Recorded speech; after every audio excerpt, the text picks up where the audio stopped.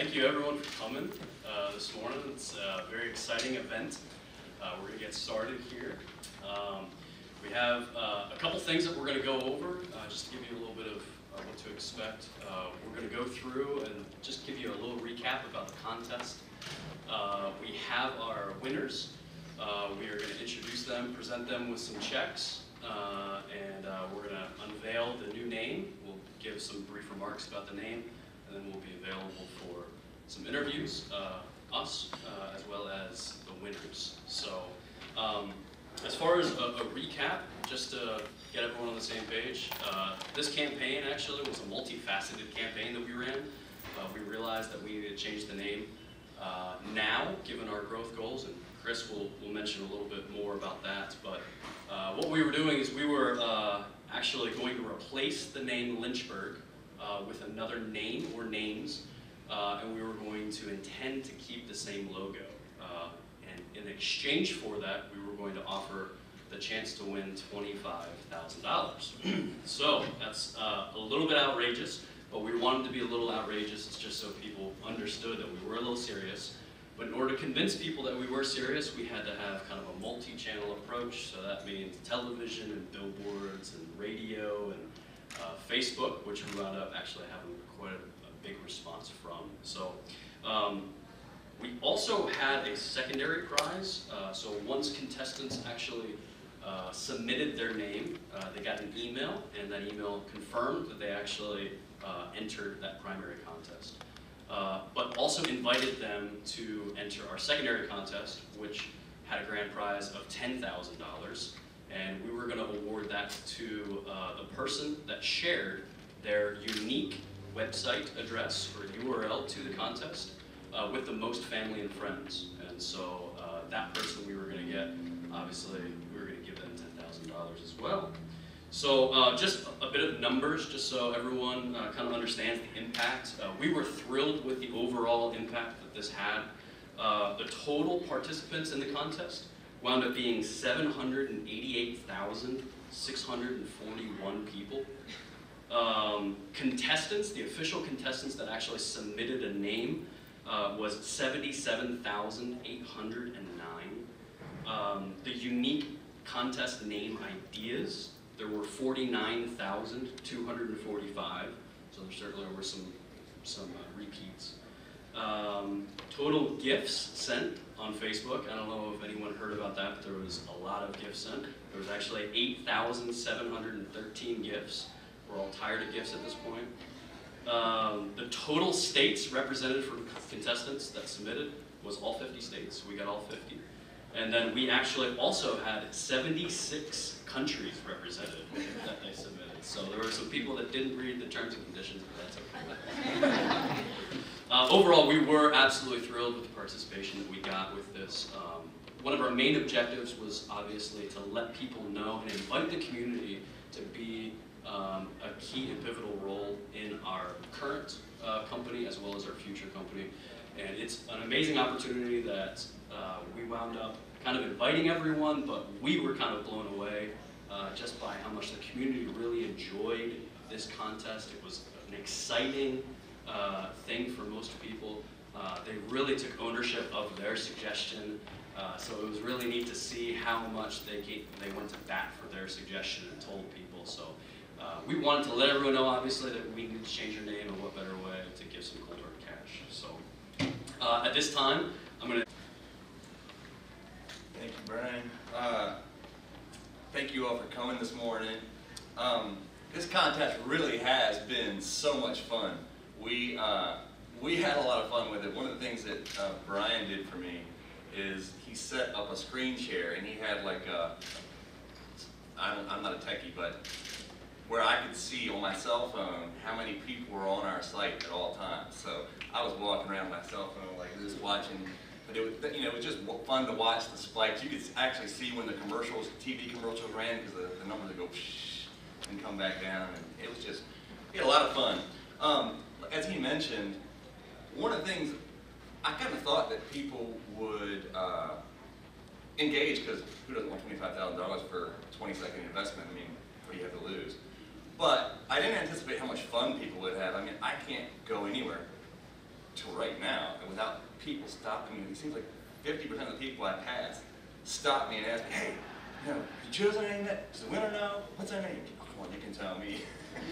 So it just, and they tell me how much fun they have. I mean, like I've heard stories about families sitting around at dinner talking about it, about employees sitting at their desk wasting time on a logo generator instead of work. So maybe productivity will go up in this area now that.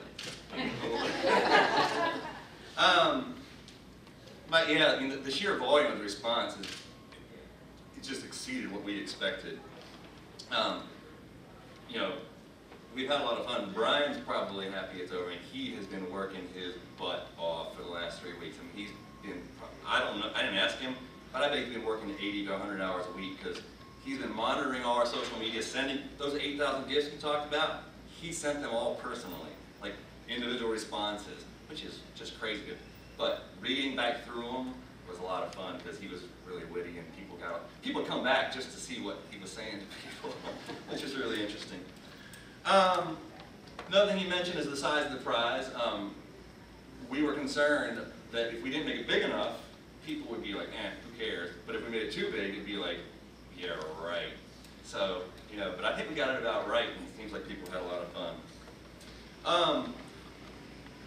You know, we would have been really, really slow to, well, let me back up, tell you just a little bit of how we got here. I was a builder, building houses, and when the slowdown happened in the late 2000s, the housing market went away, and I was kind of looking for something to do, and I happened to run into a guy who was just a really good, responsible guy, and found out he was a roofer. I was in construction, I had some equipment. I said, hey, let's just put an ad in the paper, you know, and we'll do this until the housing market comes back, and then we'll start building again. So, you know, we did that, and the thing just started blowing up. I named it Lynchburg Roofing because I thought, well, we're in Lynchburg, SEO will be easy to search for roofers in Lynchburg. You know, I didn't put a lot of thought into it, never thought this was going to turn into anything. And, but then we got going, and I started to see opportunity, and we started getting requests from Roanoke for, you know, where our reputation, people would refer us over to Roanoke, so we started going over to Roanoke, and that volume of work kept increasing, so we decided to open an office in Roanoke.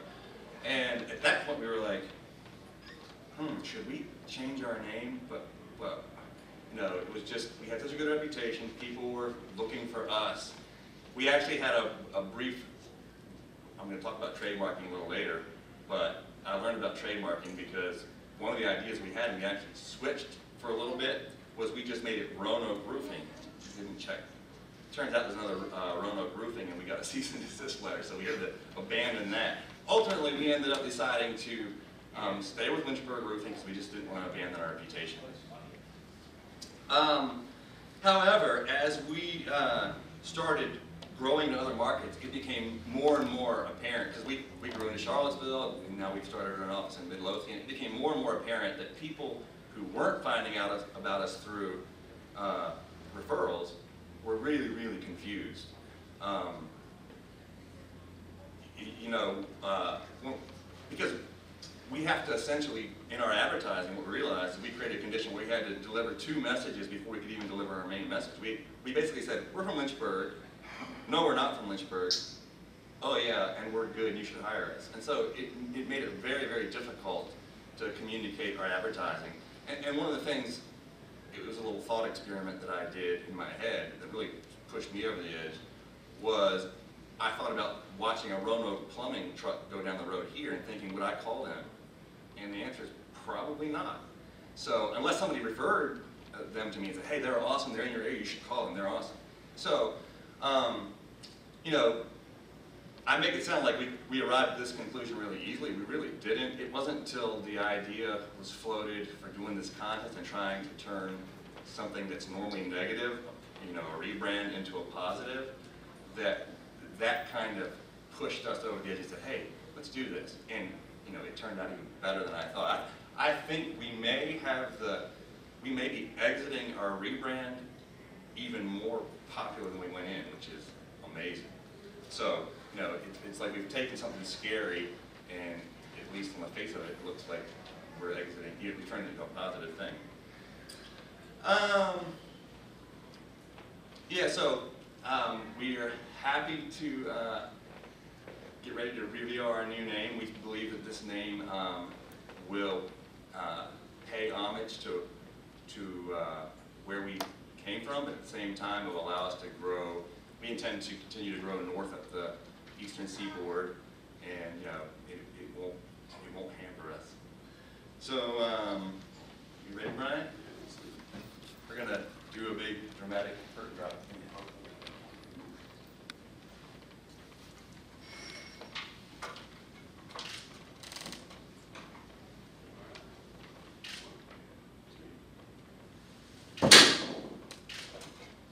And there you have it.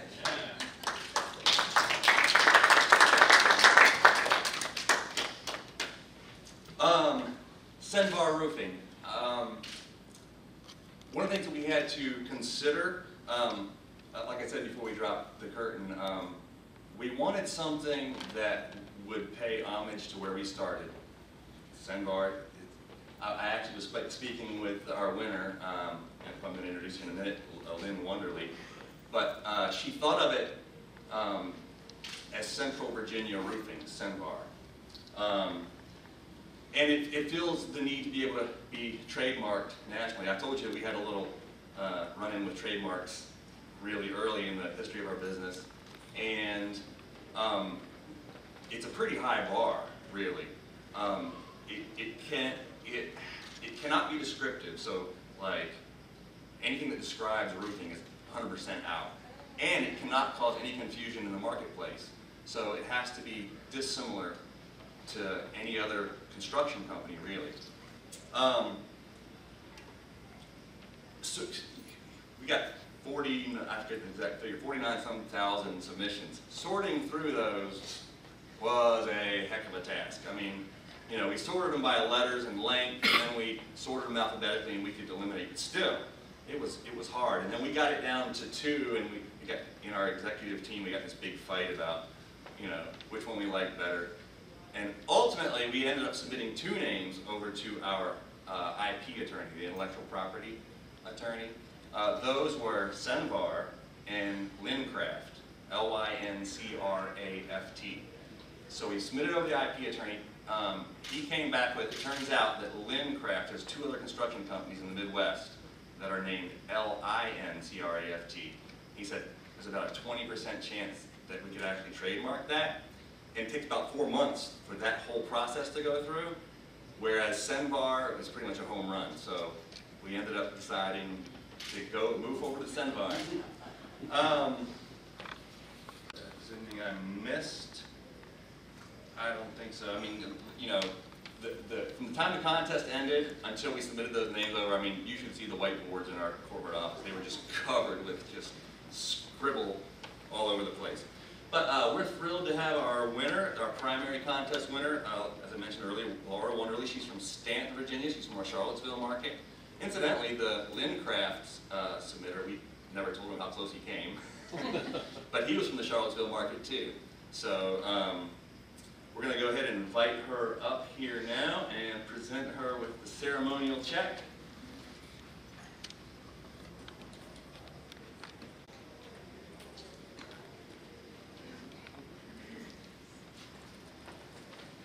Congratulations, Laura.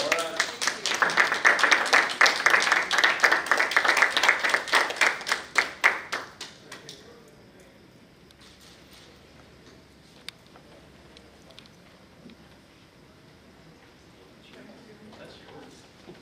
This is good at the back. One thing I forgot to say is I was visiting with her a little bit before the press conference, and we had a lot of people who would come, hang out 4 or 5 minutes, read all the rules, and then go back and brainstorm for days, even weeks, and make lists. And I thought maybe we'd have some sort of dramatic story from her about how she narrowed down to 2 names, and she couldn't decide which one to submit. But nope, she saw it on Facebook, went to the site, read the rules in 20 seconds, thought of it, entered it, done.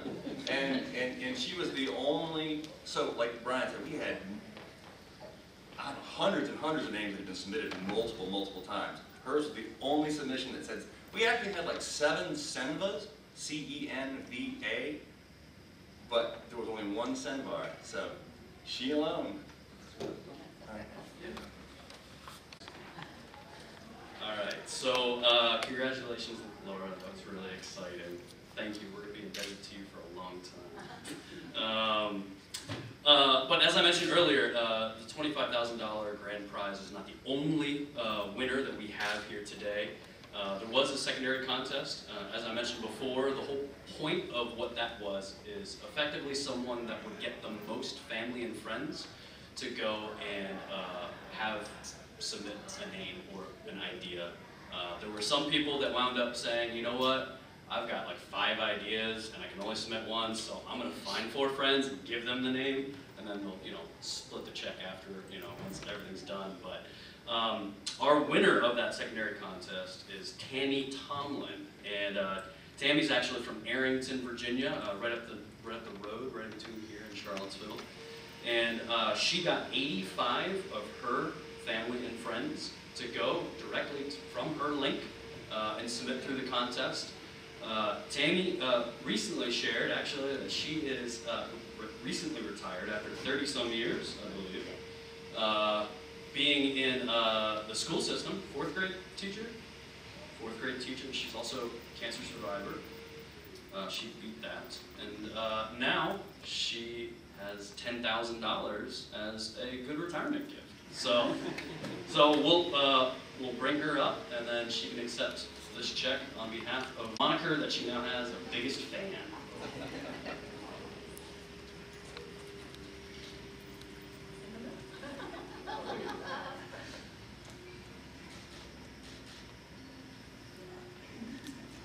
Thank you all.